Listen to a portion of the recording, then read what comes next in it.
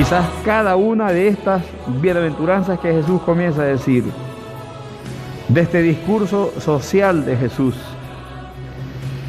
Y lo que Jesús pretende es hacerles ver, hacerles sentir a ellos que esa situación de la que ellos siempre han querido quizás salir, a nadie le gusta estar en el dolor, a nadie le gusta estar en el sufrimiento, todos soñamos y eso es bueno, y todos aspiramos a algo y es aún mejor cuando eso a lo que aspiramos se lo ponemos en las manos a Dios, y quizás todos los días nos levantamos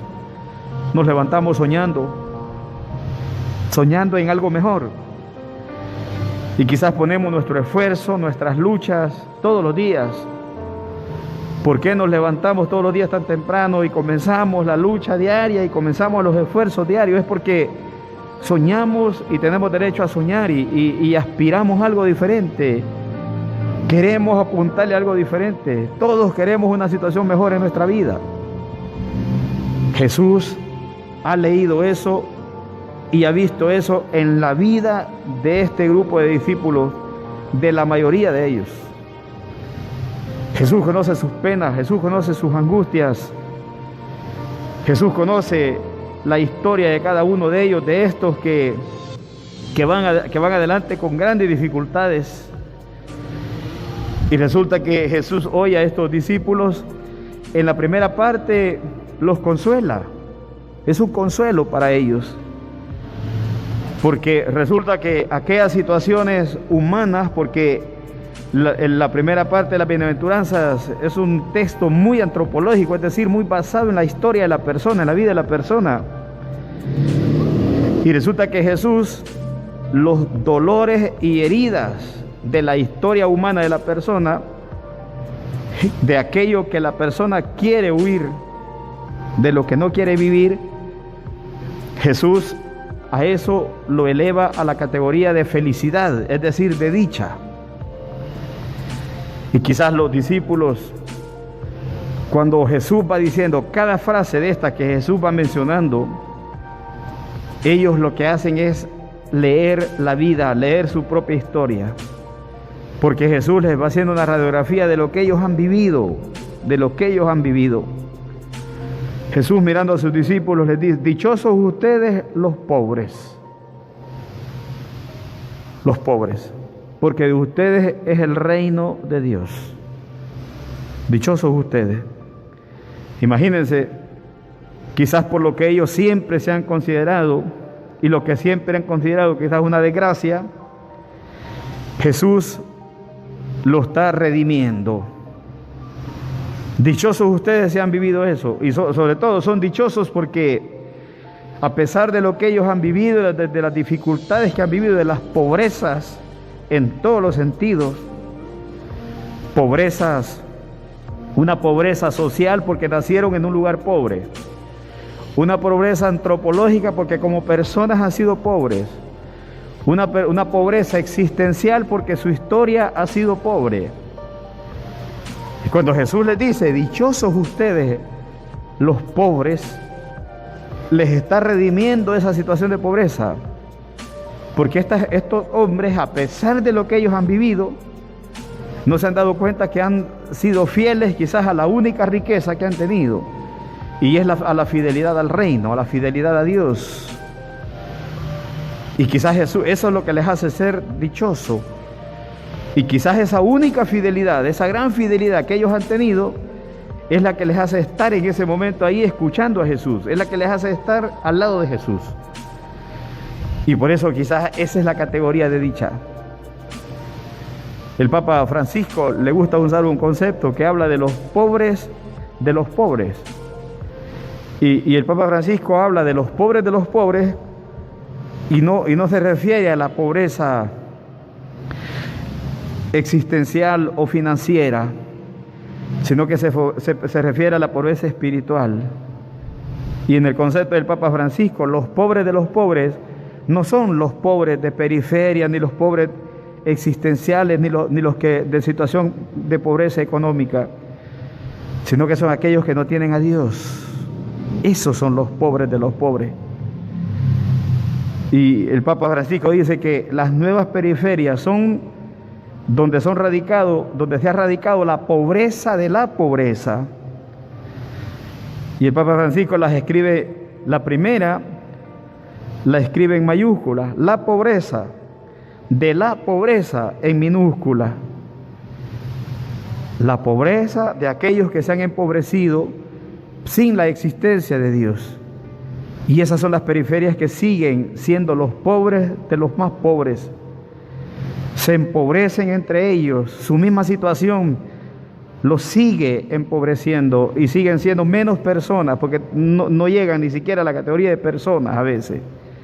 Se comportan en estado bestial, sin Dios. Eso es lo que es la persona.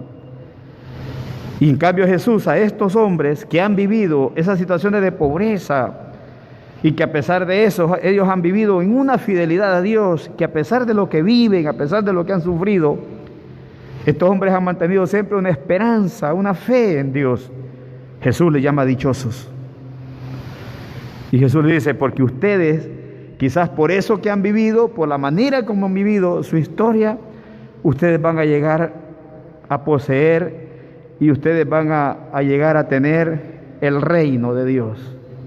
Y que el reino de Dios no tiene valor económico, no tiene valor existencial, no tiene valor humano. El reino de Dios es sobrenatural. Y entonces fíjense qué interesante. Imagínense ustedes, estos discípulos que han vivido esa experiencia humana de sufrimiento, de dolor existencial, es decir, de vivir siempre soñando y aspirando quizás a algo y que nunca lo han tenido. Hoy Jesús les dice dichosos. Después Jesús continúa recogiendo la experiencia. Dichosos ustedes los que ahora tienen hambre, si es que estos han vivido siempre con hambre. Esa ha sido su experiencia siempre,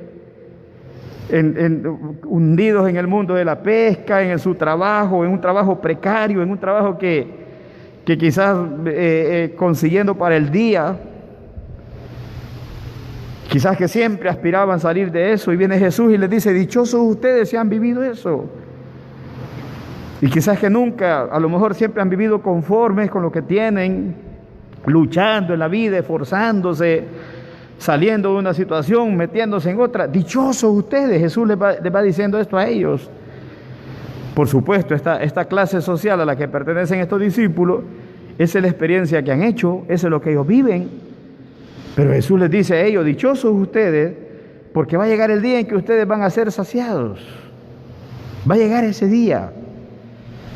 Solamente que aquí nosotros podríamos hacernos una pregunta. Estos 7 discípulos, sobre todo estos 7 que venían de situaciones precarias, de pobreza, de aguantar hambre, Jesús va a decir más adelante llorar, que han venido quizás de rodar lágrimas por su situación que han vivido, porque a veces eso es lo único que le queda a muchísimos, rodar lágrimas. Imagínense ustedes con qué corazón ellos escucharon esto. ¿Con qué? A lo mejor pensando ellos, caramba, y nosotros que siempre habíamos creído que por eso nos considerábamos quizás unos infelices o a saber qué, siempre habíamos vivido con una, me gusta el concepto de autoestima social, o sea, una baja autoestima sociológica. ¿Qué quiere decir baja autoestima sociológica? Siempre se habían considerado nadie, siempre se habían considerado parte de los nadie, de los nada.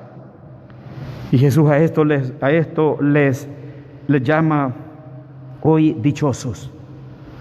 Porque va a llegar el día, les dice Jesús, en que van a reír, va a llegar el día en que van a ser felices.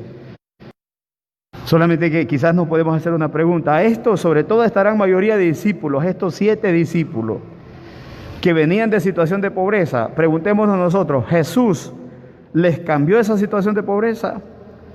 ¿Pasaron a ser de pobres a ser millonarios? No, ninguno. Estos discípulos que venían de aguantar hambre, de quizás de ir pasándolo con lo del día, consiguiendo lo del día, Jesús los transformó en personas saciadas, en personas que vivieron en la abundancia. No. Estos discípulos que habían quizás derramado lágrimas, situaciones que les hacían sufrir, dolorosas, ¿dejaron de sufrir? No. Incluso terminaron su vida siendo asesinados, murieron. todos fueron mártires. No, Jesús no se las cambió. Jesús no les cambió su estructura humana.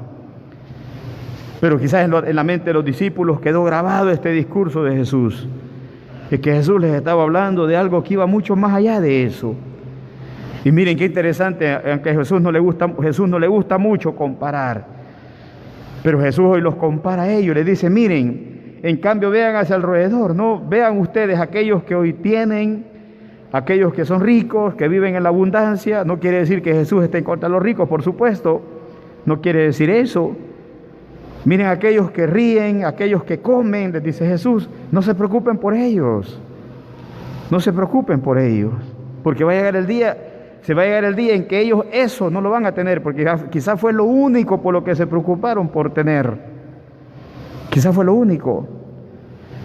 Imagínense qué mensaje más actual quizás para este tiempo, sobre todo, yo creo que el texto de las bienaventuranzas, el de San Mateo, el de San Lucas, es un texto que yo creo que con frecuencia deberíamos de ir a leerlo en este tiempo.